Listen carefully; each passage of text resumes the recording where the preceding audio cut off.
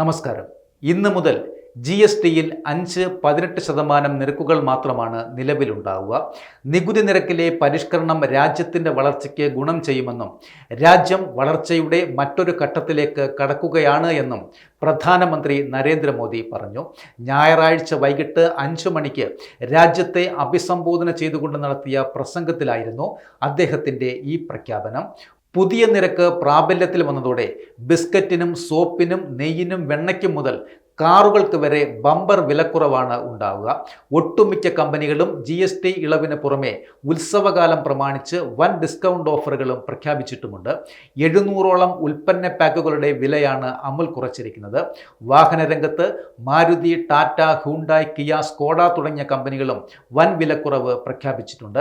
5%, 12%, 18%, 28% എന്നീ സ്ലാബുകളാണ് GSTയിൽ ഉണ്ടായിരുന്നത്. ഇന്ന് മുതൽ 5%, 18% സ്ലാബുകൾ മാത്രമേ ഉള്ളൂ. ആഡംബര ഉൽപ്പന്ന സേവനങ്ങൾക്കും ഉപയോഗം നിരുത്സാഹപ്പെടുത്തേണ്ട സിഗരറ്റ് പോലുള്ള ഉൽപ്പന്നങ്ങൾക്കുമായി 40% എന്ന പ്രത്യേക സ്ലാബുമുണ്ട്. ജനങ്ങൾക്ക് ആശ്വാസം പകരുന്നതോടൊപ്പം നികുതി ഘടന ലളിതമാക്കുക, തർക്കങ്ങൾ ഒഴിവാക്കുക, ജനങ്ങളുടെ പർച്ചേസിംഗ് പവർ കൂട്ടുക, അതുവഴി ആഭ്യന്തര സമ്പദ് വളർച്ച ശക്തമാക്കുക എന്നീ ലക്ഷ്യങ്ങളോടെയാണ് GST 2.0 പരിഷ്കാരം.